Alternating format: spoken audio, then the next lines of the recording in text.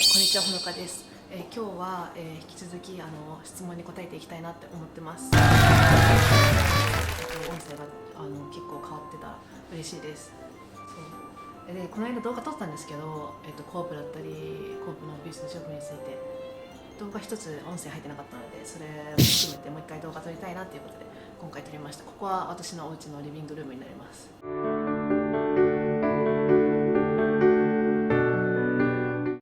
ここはみんなでシェアしているところですね。はい。じゃあ今日も、質問どんどん答えていきたいと思います。コープだったりオフィスの話になります。自分が、コープ留学することによって一旦、自分のキャリアを考え直してキャリアスキルセットできたり、新しいことを学べ挑戦することができるのではないかと考えております。一方キャリアが途絶えるリスクがあるとも捉えています。この考え方が合っているかどうか、また具体的に、コープ留学を通じてどのような変化があったか知りたいため、この質問をさせていただきました。確かに新しいことを学べ挑戦できるっていうのは、違う、コース、ホスピタリティ IT のコース、ビジネスマーケティング、ビジネスだったりっていうので業界をチェンジすることもできるなっていう意味では挑戦になるのかなと思います。で、最後この前半はこの間動画で答えたので、この後半のこのキャリアが途絶えるリスクっていうのは確かにすごいあるなって思います。多分その業界チェンジするのか同じ業界で行くのかにもよるなって思うんですけど、でも日本の考え方的には同じ会社にいてずっとそこの会社に勤めていれば何もしなくても自動的に給料って上がっていくじゃないですか。そう、大体の会社は、今の時代どんどん変わってるので、その会社によってももちろんあるとは思うんですけど、そういう意味で例えば3年とか勤めちゃったらこのままその仕事内容とかも新しくというか、すごい人とかも慣れてきたりとか、業務内容ももちろんそうですけど慣れてくるじゃないですか、いろんなことに。でその給料も上がるんだったらわざわざ転職だったりとかわざわざそのリスクを抱えてまで、留学っていうのをしなくてもいいのかなっていうふうに考えるとは思うんですね。私も25歳の時にカナダに来たんですけど、もちろん私もそのリスクっていうのを来る上で考えたっていうのはあります。でどのような変化があったかなんですけど、あともちろんその留学行くってなった時に、なんで行きたいのかだったりとかっていうのを自分の中で落とし込んで、どのような変化があったかっていうと、まずもちろんなんですけど、海外で働いた経験がなかったんですよ。それを欲しかったんですけど、短期で留学行った時はそのお仕事してるわけじゃないから、なんていうんですね、観光客の気分でずっと入れたんですけど、やっぱ将来的に海外に住みたいっていう風になったら仕事って必要不可欠なものになってくるなって思ったので、それをこっちで体験してみて長期で住む、例えばアジアの食品が手に入るだったりとか、どういう風に生活することができるんだろうっていうイメージはもちろんその1年住んだ中であったなって思います。で海外で働くっていうのも一ついいなって思ってて、私の中で、海外行ったり日本来たりの半分半分とかでもいいですし、別にカナダにこだわらなくてもパソコン一つでそのお仕事ができるのっていいなって思ったので、そういう面でこっちで働いてみて、どんどんもちろんその変化していくので自分の気持ちだったりとか、やりたいことの目標だったりとかっていうのは変わってくるので、そういう面でもちろんいい影響もありましたし、それで感じ方によっては人によってはやっぱり海外って合わないなって思う人もいると思うんですよ。わざわざ英語使って話さなきゃいけないし、やっぱ日本ってすごいいいなって思うところたくさんあると思うんですね。安くチップ払わなくてもご飯食べられるし、その一つ一つのサービスに対してすごい滞るみたいなことがないじゃないですか、あんまり。こっちは普通にもう電話とかで繋がらないとか、2時間3時間待つのとか当たり前なんで、そういうので合わないなとか、結構私も最初の方こんな感じで生活するの大丈夫だかなって思ったこともあったので、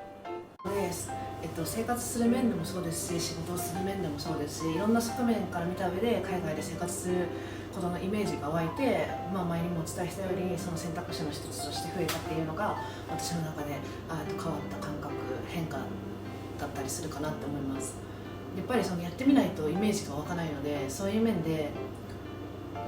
それって自分の中で合うのかな合わないのかな、合う合わないってもちろんあると思うので、自分はどうなんだろうっていうのを確かめることができたって感じですね。私はそれを知るためにも来たかったっていうのがあったので、短期的にだけ行きたいっていうのか、別にそれで日本帰ってもよかったですし、そういうこだわりはなく、とりあえずそれをテストというか試しに行くみたいな感じで私はカナダに来たので、そのイメージが湧いて、その知るっていうこともできてよかったなっていうふうに思ってます。なのでそれが私の中で変化ですね。はい、やっぱ海外に住んでも意外に生きるなっていう私は、むしろ住みたいなっていう気持ちにどんどんいってったので、別に50-50だったんですよ。日本に帰ってもいいしっていう気持ちだったんですけど、その海外に行くことの方に気持ちが揺らいだっていうのが変化になると思います。はい、なのでこれコープ留学ってなんて海外留学じゃないのでコープ留学を通じてなるんですけど、コープ留学は座学して仕事してっていう感じなので、その海外でコープの期間、そのインターンのお仕事だったりオフィスのお仕事してそういう変化にもなった、仕事面ではそういう風になったっていう感じで変化になりました。そのリスクがあるのって確かにあるなって思ってて、でもそれリスクを負ってまで行きたいのか、それでも日本にいたいのかっていうのはやっぱ自分の気持ちが大事だと思うので、やっぱ何事に対してもリスクゼロで何かハイリスクハイリターンとか言うじゃないですか。何もリスクなしに何か利益だけ入れるってことはあんまりないのかなって思ってるので、もちろんそのリスクを抱えた上でっていうのはあります。でも私の一意見としては、そうやって不安に思ってる人ってたくさんいると思うし、自分のやり方次第では別にどうにでもなるなって思ってるので、絶対に行きたいとかそういう気持ちがあるんだったら、そういう気持ちが正直な気持ちなのかなっていうので、それを押し殺さなくてもいいのかなって思うので、なのでリスクがあるっていう面も含めて、来ちゃって別に戻ってもいいと思うんですよね。それで同じ会社に戻るかはちょっとまた別の話ですけど、それやってみないと分かんないけど、それずっとなんか2年とか3年とかまたそのループで考えるんだったら、1回来ちゃって試して合わなかった合うっていうのを見たらいいのかなって思うので、その私としてはそういう意見ですね。人生1回なので後悔のないように、ずっとそれでそれでもリスクあるしいるっていうのも一つの選択だと思うので、それは人によって決めたらいいなと思います。その分リスクを取ったら何かしらなんか自分の中で返ってくるものがあるのかなって思ってるので、やり方次第、それ自分の行動力次第にはなると思うんですけど、なのでそういう感じですかね。どのぐらい貯金して、留学に行きましたか。理想的な貯金額を教えていただきたいです。これはあるだけあった分だけいいと思うんですけど、具体的な金額を言った方がいいと思うので、100万円くらいかなと思います。なんか別に1回来ちゃってガツガツ働く大丈夫ってなるんだったらそれでもいいと思いますし、その人のやりたいこと、留学についてやりたいことに集中したいっていう風になったら、その焦らずお仕事探しできるとか家探しできるっていう風になるには、そのぐらい金額あるだけあった方がいいのかなって思います。私は多分そのぐらい貯金してきました。社会人3年半ぐらいやってたので貯金してましたね。質問があって DM をさせていただきました。僕は現在バンクーバーでホスピタリティの留学をしています。座学が1月に終わるので、そこからコープとしてホテルやフロント関係の仕事をしたいと思っています。そのようにしてほのかさんはお仕事を見つけられましたか。もしお時間がございましたらお答えいただけると幸いです。インディード、クレイグリスト、JP カナダは飲食が多いなと思ったので、ホテルやフロント関係だったら、インディードかなと思います。私のハウスメイト韓国の女の子なんですけど、その子がそれこそ、ホテルだったりそのフロントの関係の、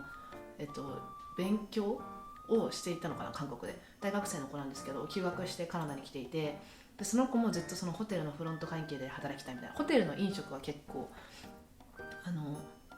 あるみたいなんですけど、その結構お仕事できる、やっぱフロントってなるとなんか見つけるのだったり、そのもっと狭き門になるみたいな話を聞いてて、実際にその子も、フロントで今働いてるんですよね、ホテルで。なので、その子はインディード使ってやったって言ってました。価格が変わりました。なので ホテルなんですけど、その子はだからインディードを使って、見つけたって言ってました。どのようにして私の話でいいんですか。どのようにしてほのかさんはってことは、私もインディード使って探しました。なんかこれといったサイトはないので、もちろんその日本人だけのサイトは、その日本語で書かれている JP からだと思うんですけど、そこもチェックしてみてもいいなと思うんですけど、そこは飲食が多いなって思ったので、私はそういう、ローカルの人とかも使ってるサイトを、見て調べました。なんか死ぬほどインディードとかにも求人は載ってるので、そこで仕事をこうねどういうふうに面接とかして進んでいくかっていうのはその人次第だなとは思います。で、そのホテルのフロントの時はあと私も何回か経験したんですけど、リファレンスっていうのが必要で、その前の会社の証明みたいな証明で同僚だったり上司だったり、上司がいいと思うんですけど、年次が高い人の方がいいと思うんですけど、で私もその韓国の女の子のリファレンスっていうのを実際に私の連絡先っていうのを伝えたみたいで、そうなのでそれがあったりしますね。カナダは日本でそれってあんま聞かないけど、こっちは結構その紹介とかコネとかで入ることがあるので、そういうふうに前の多分仕事経験なかったら学校先とかになるのかな、そういう近い人のリファレンスっていうのが多分私がどういうパーソナリティなのかみたいなの確認が入るみたいで、実際その子の時は私に連絡は来なかったんですけど、連絡が、来る場合もあるし、普通に実際に来なくて連絡先だけ多分3人ぐらいですかね書くっていうパターンもあります。と私が経験したことはその上司から私がどういう人だったかっていうのを連絡するって言われたこともあります。だから私が次行く会社の人から私の昔の上司の方に連絡が行って、ちょっとした書類ほんのちょっとだけ一言私がどういうふうにお仕事してたかとか、私のパーソナルに質問を電話でしたりとか、ドキュメントとして書いたりっていうのもあると思うので、そういうこともレアではないと思うので、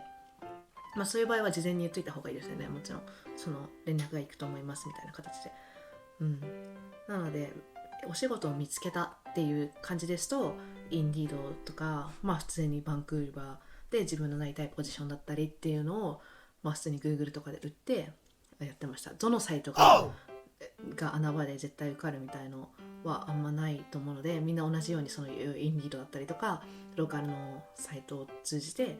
ひたすら応募するっていうのが見つけ方としてはあるのかなっていうふうに思います。結構この間の動画もやっぱオフィス関連のお話だとやっぱみんなに需要があるのかなって思ったので、定期的に、前は結構頻度が少なかったんですけど、もう定期的に動画を出していこうかなっていうふうに、そういう関連の動画を出していこうかなっていうふうに思います。今考えてるのは、お仕事のその探し方というか、どういうふうにお仕事をゲットしたかみたいな動画を出すのと、あとコープについてのお話だったりとかもそうですし、そういう動画を作っていこうっていうふうに今は考えているので、で定期的にそういう質問だったりっていうのも答えていきたいなって思ってます。なのでよかったらチャンネル登録といいねの方よろしくお願いします。